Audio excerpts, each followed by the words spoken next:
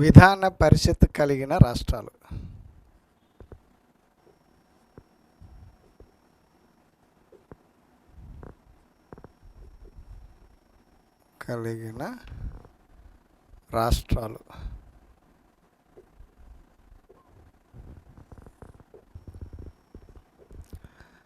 ఉత్తరప్రదేశ్,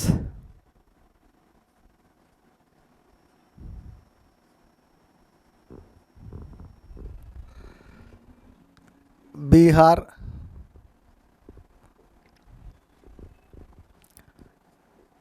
కర్ణాటక,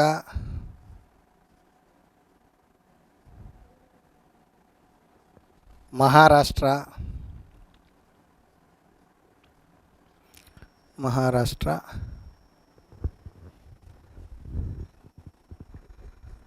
ఆంధ్రప్రదేశ్,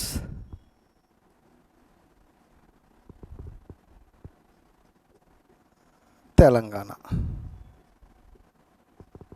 ఇవి ప్రస్తుతము విధాన పరిషత్తును కలిగినటువంటి రాష్ట్రాలు. విధాన పరిషత్తు కలిగినటువంటి రాష్ట్రాలు 6: ఉత్తరప్రదేశ్, బీహార్, కర్ణాటక, మహారాష్ట్ర, ఆంధ్రప్రదేశ్, తెలంగాణ.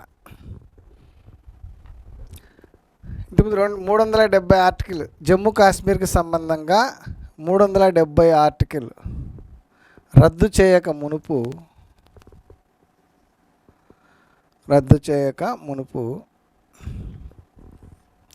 జమ్మూ అండ్ కాశ్మీర్ కూడా విధాన పరిషత్తు ఉండింది.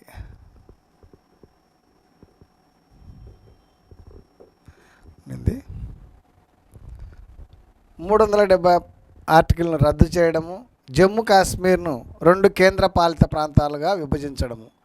జమ్మూ అండ్ కాశ్మీర్ మరియు లడాక్ 2 కేంద్ర పాలిత ప్రాంతాలుగా విభజించినారు. విధాన పరిషత్తును రద్దు చేయడం జరిగింది. దీని మీద క్వశ్చన్ ఫ్రేమ్ అయ్యే అవకాశం ఉండేది ఏంటంటే, క్రింది వాటిలో విధాన పరిషత్తు లేని రాష్ట్రం ఏమిటి అని అడగవచ్చు.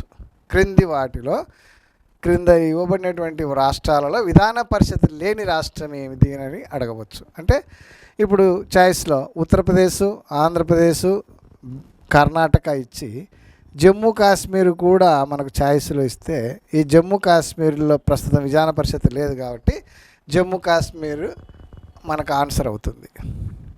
క్రింది వాటిలో విధాన పరిషత్ లేని రాష్ట్రం ఏమిటి అని అడగవచ్చు. గుర్తుపెట్టుకోవాలి. ఇది ప్రస్తుతం విధాన పరిషత్ కలిగినటువంటి రాష్ట్రాల సంఖ్య 6 ఉంది. ఆ 6 ఏంటంటే ఇవి. అంటే ఏ రాష్ట్రంలో విధాన పరిషత్ సభ్యుల సంఖ్య ఎంత ఉంది, ఇది కూడా అడుగుతారు. బిట్లు అడిగినారు ఇంతకుముందు. ఉత్తరప్రదేశ్లో విధాన పరిషత్ సభ్యుల సంఖ్య 100, బీహార్లో 75, కర్ణాటకలో 75, మహారాష్ట్రలో 78, ఆంధ్రప్రదేశ్లో 58, తెలంగాణలో 40. ఇది విధాన పరిషత్ సభ్యుల సంఖ్య. దీని మీద కూడా బిట్టు ప్రేమవుతుంది. క్రింది వాటిలో విధాన పరిషత్ సభ్యుల సంఖ్యలో తప్పుగా జతపరచబడినది ఏమిటి అని అడగచ్చు. క్రింద ఇవ్వబడినట్టు వీటిలో ఏదో ఒక దానికి ఇచ్చి మార్పులు చేసినా కూడా అప్పుడు ఆన్సర్ వేరే అవుతుంది. క్రింది వాటిలో విధాన పరిషత్ సభ్యుల సంఖ్య విషయంలో తప్పుగా ఇవ్వబడినటువంటి దానిని గుర్తించుమని అడగచ్చు. అప్పుడు ఆంధ్రప్రదేశ్కు 58 పెట్టి, ఉత్తరప్రదేశ్కు 99 పెట్టి, బీహార్కు 75 పెట్టి, కర్ణాటక 78 పెడితే ఇందులో తప్పుగా ఇవ్వబడినటువంటిది కర్ణాటక అవుతుంది. అట్లా ఈ రెండు క్వశ్చన్లు ఫ్రేమ్ అయ్యే అవకాశం ఉంది. క్రింది వాటిలో విధాన పరిషత్ లేని రాష్ట్రం ఏమిటి అనేది ఒక క్వశ్చను. క్రింద ఇవ్వబడిన రాష్ట్రాలలో విధాన పరిషత్ సభ్యుల సంఖ్య విషయంలో తప్పుగా ఇవ్వబడినటువంటి రాష్ట్రాన్ని కనుక్కొనుము అని 2 క్వశ్చన్లు ఫ్రేమ్ అయ్యేటువంటి అవకాశం ఉంది. ఈ విధాన పరిషత్ సభ్యుల సంఖ్య అంటే విధాన పరిషత్ సభ్యులను విధానసభ సభ్యులు ఎన్నుకుంటారు. విధాన పరిషత్ సభ్యులను విధానసభ సభ్యులు ఎన్నుకుంటారు. విధాన పరిషత్ సభ్యుల సంఖ్యను విధాన పరిషత్ సభ్యుల సంఖ్య మొత్తం విధానసభ సభ్యుల సంఖ్యలో 1/3 వంతు కానీ లేదా 40కి తక్కువకుండా ఉండాలి. విధాన పరిషత్ సభ్యుల సంఖ్య టోటల్ మీద 40కి తగ్గకుండా ఉండాలి. లేదా మొత్తం విధాన సభ సభ్యుల సంఖ్యలో 1/3 వంతు కానీ ఉండాలి. లేదంటే 40కి తగ్గకూడదు, అంతకంటే తక్కువ ఉండకూడదు. అట్లా విధాన పరిషత్ గురించి అన్నమాట. విధాన పరిషత్ కలిగినటువంటి రాష్ట్రాలు 6 ప్రస్తుతము. ఆ 6 రాష్ట్రాల్లో విధాన పరిషత్ సభ్యుల సంఖ్య గురించి కూడా ఇవ్వడం జరిగింది. వీటి మీద 2 క్వశ్చన్లు గ్రూప్ 2 ఖచ్చితంగా 2 క్వశ్చన్లు ప్రేమయ్యే అవకాశం ఉంటుంది. ఒకటి కాకుంటే ఇంకొకటి ఉన్నా. కాబట్టి ఈ టైప్లో మనం ప్రిపరేషన్ ఉండాలి. మన ప్రిపరేషన్ ప్రీవియస్ క్వశ్చన్ పేపర్లను అబ్జర్వ్ చేస్తే వీటి మీద ఒక క్వశ్చన్ 2 క్వశ్చన్లు అడిగిన సందర్భాలు ఉన్నాయి. అంటే మనం ఈ విధంగా నేర్చుకోవడం అవసరం. రాష్ట్రపతిని ఎన్నుకునే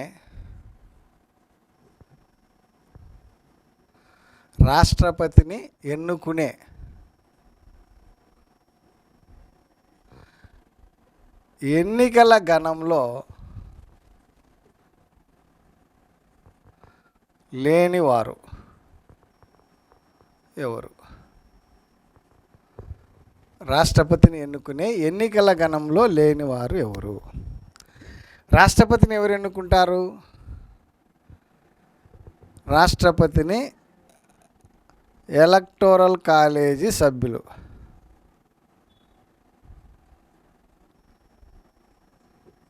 ఎలక్టోరల్ కాలేజీ సభ్యులు ఎన్నుకుంటారు. ఎన్నికల గణంలోని సభ్యులు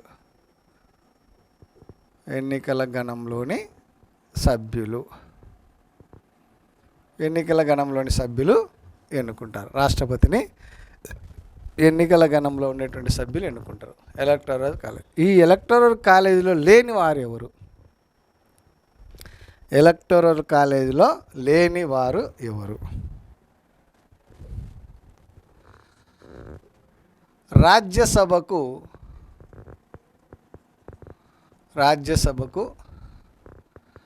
రాష్ట్రపతి చేత నియమించబడే సభ్యులు. రాష్ట్రపతి చేత నియమించబడే సభ్యులు.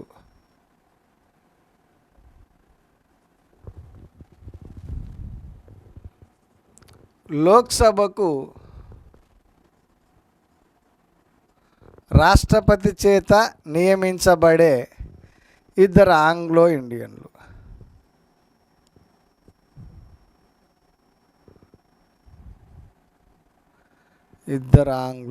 ఇండియన్లు. లోక్సభకు రాష్ట్రపతి చేత నియమించబడేటువంటి 2 ఆంగ్లో ఇండియన్ సభ్యులు. రాష్ట్రాల విధాన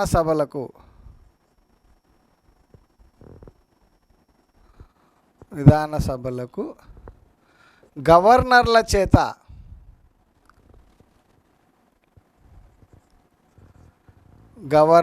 చేత నియమించబడేవారు.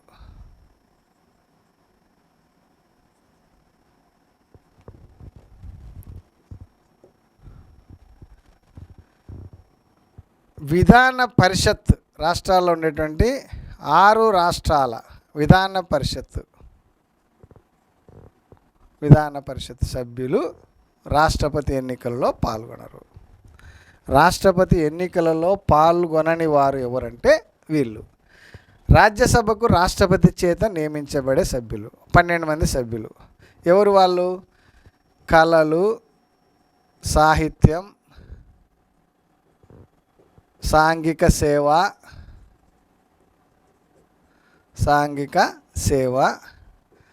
సైన్స్, శాస్త్ర సాంకేతిక రంగాలు. ఈ 4 రంగాల్లో నిష్ణాతులైనటువంటి 12 మందిని రాష్ట్రపతి రాజ్యసభకు నియమిస్తాడు. లోక్సభకు రాష్ట్రపతి చేత నియమించబడేటువంటి 2 ఆంగ్లో ఇండియన్లు. ఈ 2 ఆంగ్లో ఇండియన్లను 104వ రాజ్యాంగ సవరణ చట్టం ద్వారా 104వ రాజ్యాంగ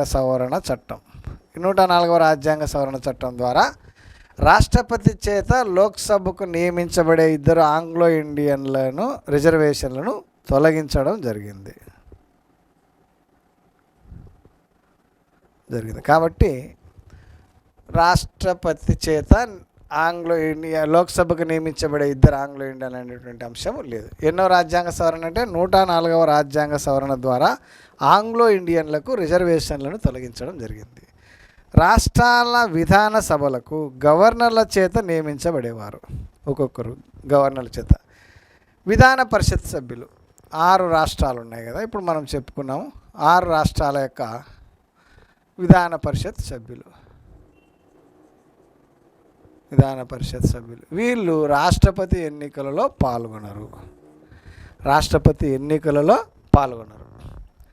అయితే రాష్ట్రపతిని తొలగించే సమయంలో రాజ్యసభకి ఎన్నికైనటువంటి మొత్తం సభ్యులు, లోక్సభ మొత్తం సభ్యులు రాష్ట్రపతిని తొలగించేటువంటి తీర్మానంలో పాల్గొంటారు.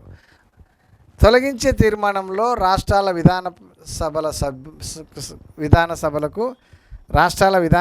సభ్యులు మొత్తం ఎవరు కూడా పాల్గొనరు. విధాన పరిషత్ సభ్యులు కూడా పాల్గొనరు తొలగించేటువంటి తీర్మానంలో. రాష్ట్రపతిని తొలగించే తీర్మానం, రాష్ట్రపతిని ఏ తొలగించే తీర్మానం పేరు ఏమనుకున్నాం మనము? మహాభియోగ తీర్మానం.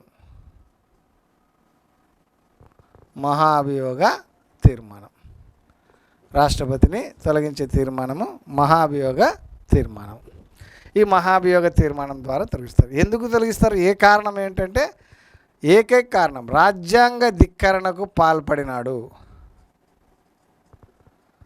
రాజ్యాంగ ధిక్కరణకు పాల్పడినాడనే ఉద్దేశం ఏకైక కారణం చేత రాష్ట్రపతిని మహాభియోగ తీర్మానం ద్వారా తొలగిస్తారు. రాష్ట్రపతిని ఎన్నుకునేటువంటి ఎన్నికల గణంలో లేని వారు ఎవరంటే వీళ్ళు.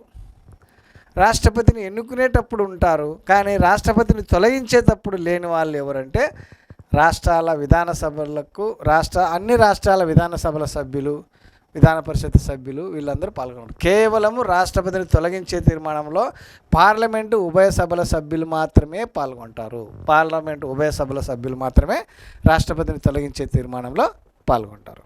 రాష్ట్రపతిని తొలగించడం,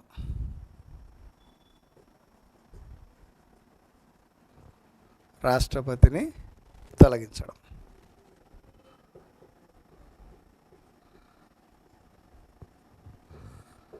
రాష్ట్రపతిని తొలగించేటువంటి తీర్మానాన్ని ఏమంటారంటే మహాభియోగ తీర్మానము.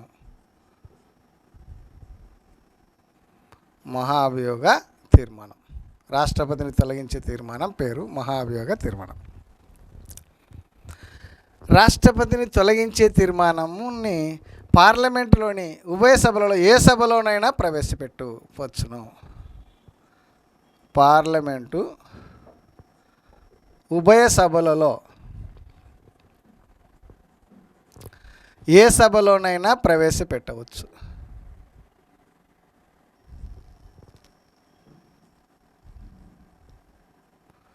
ఏ సభలోనైనా ప్రవేశపెట్టవచ్చు.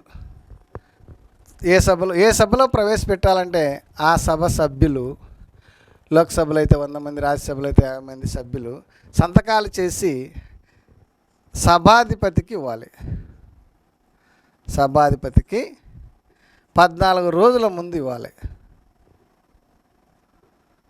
14 రోజుల ముందు ఇస్తే ఆ సభాధిపతి తొలగించే తీర్మానం పైన ఏం చేస్తాడంటే ఓటింగ్ పెడతాడు. ఓటింగ్లో ఏ సభలో ప్రవేశపెడితే ఆ సభ 2/3 వంతు మెజారిటీతో 2/3 వంతు మెజారిటీతో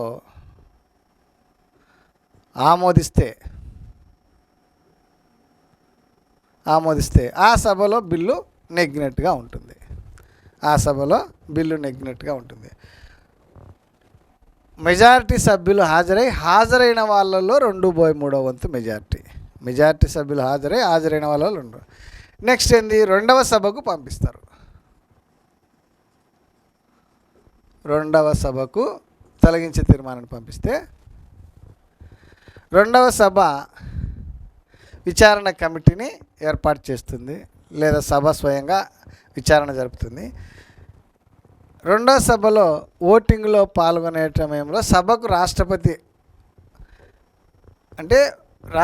తొలగించే తీర్మానం మీద సభలో ఓటింగ్ జరిగేటప్పుడు రాష్ట్రపతి ఓటింగ్లో పాల్గొన్నాడు. సభకు హాజరు కావచ్చు, తన వాదనలు వినిపించుకోవచ్చు, కానీ ఓటింగ్ మాత్రం ఉండదు.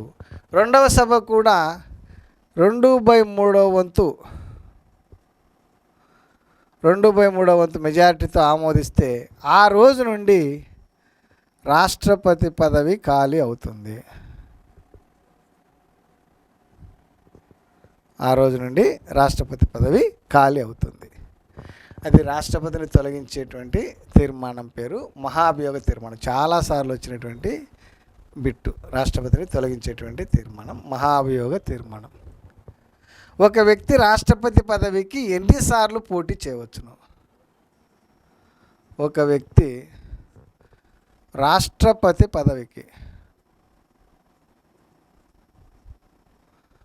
ఎన్నిసార్లు పోటీ చేయవచ్చును? పోటీ చేయవచ్చు. ఒక వ్యక్తి రాష్ట్రపతి పదవికి ఎన్నిసార్లైనా పోటీ చేయవచ్చును.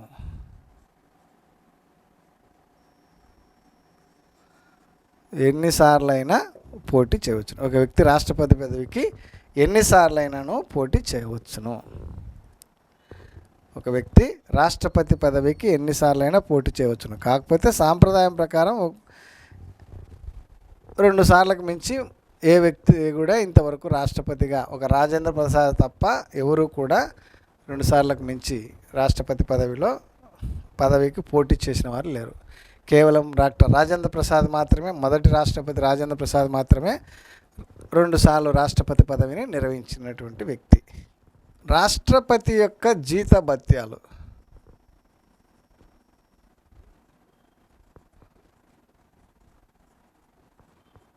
రాష్ట్రపతి యొక్క జీతభత్యాలు.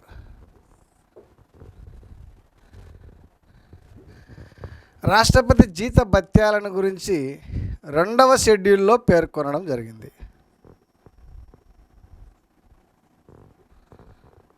2వ షెడ్యూల్లో పేర్కొన్నారు. రాష్ట్రపతి యొక్క జీతభత్యాల్లో 2వ షెడ్యూల్లో పేర్కొన్నారు. రాష్ట్రపతి యొక్క జీతభత్యాలను కేంద్ర సంఘటిత నిధి నుండి చెల్లించబడతాయి. కేంద్ర సంఘటిత నిధి జీతభత్యాలు కేంద్ర సంఘటిత నిధి నుండి చెల్లించబడతాయి. రాష్ట్రపతి యొక్క జీతభత్యాలు ఐటీ పరిధి కిందికి, ఇన్కమ్ ట్యాక్స్ ఐటీ పరిధి కిందికి రావు. ఐటీ పరిధి కిందికి రావు. రాష్ట్రపతి జీతభత్యాలపై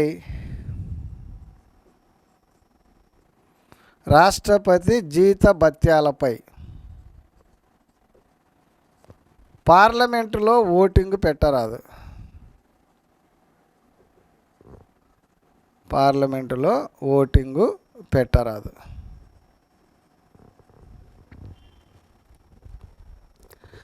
ఆర్థిక అత్యవసర పరిస్థితులలో కూడా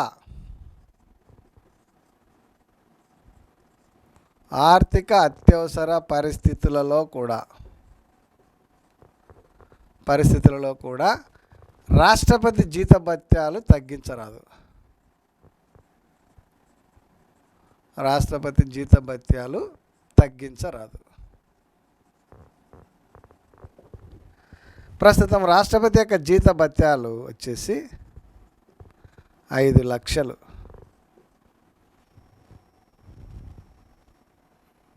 5 లక్షలు రాష్ట్రపతి యొక్క జీతభత్యాలు వచ్చేసి ప్రస్తుతము 5 లక్షలు. రిటైర్ అయిన తర్వాత వచ్చేటువంటి పెన్షన్ జీతంలో 50% ఉంటుంది. జీతంలో 50% ఉంటుంది. రాష్ట్రపతికి వేసవి శీతాకాల విడుదలు కలవు. వేసవి విడిది, శీతాకాల విడిది.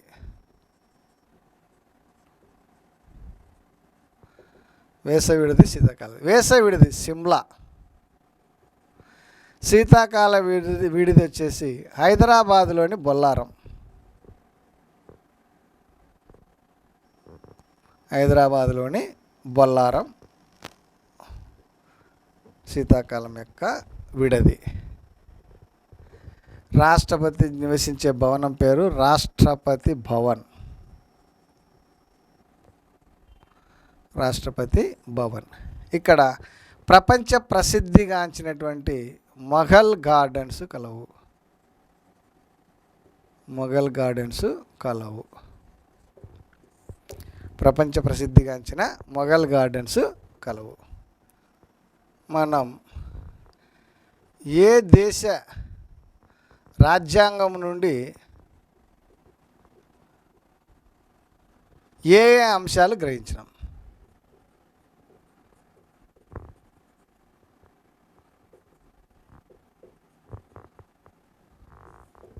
Russia, USSR. రష్యా నుండి మనం గ్రహించిన అంశాలు. ప్రాథమిక విధులు,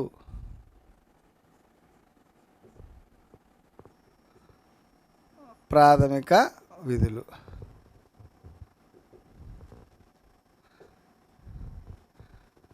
ప్రణాళికాబద్ధమైన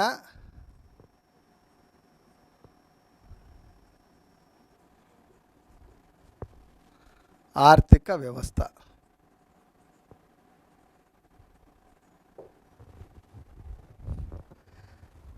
సామాజిక ఆర్థిక రాజకీయ న్యాయాన్ని అందించుట.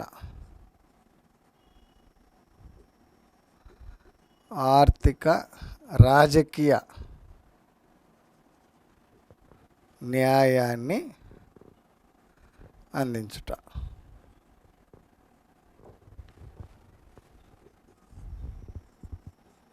ఫ్రాన్స్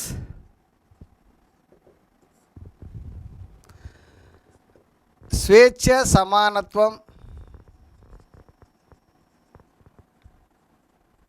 స్వేచ్ఛ, సమానత్వం, సౌభ్రాతృత్వం.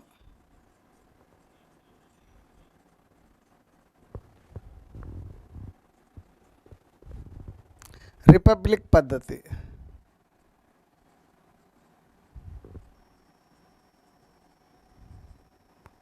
Pro tem speaker. Pro tem speaker. దక్షిణాఫ్రికా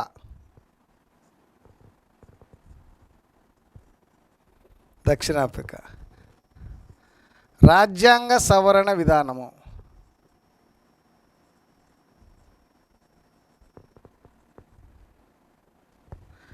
రాజ్యాంగ సవరణ విధానం. రాష్ట్రపతి సుప్రీంకోర్టు న్యాయ సలహాను కోరడం.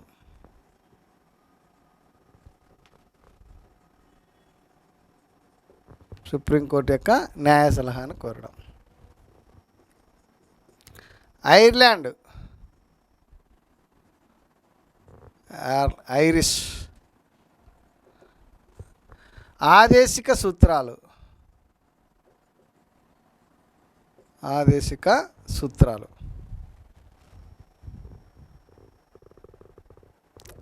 ఐర్లాండ్ ఆదేశిక సూత్రాలు. గవర్నర్ల నియామకము. ఐర్లాండ్ ఆదేశిక సూత్రాలు. రాష్ట్రపతి ఎన్నిక విధానము. రాష్ట్రపతి రాజ్యసభకు 12 మందిని నియమించడం. రాజ్యసభకు 12 మందిని నియమించడం. ఆస్ట్రేలియా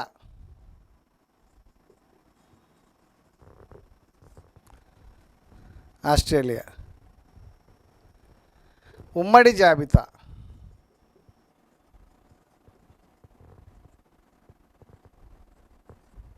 ఉమ్మడి జాబితా. ఆస్ట్రేలియా ఉమ్మడి జాబితా. ఉభయ సభల సంయుక్త సమావేశము. ఓకే.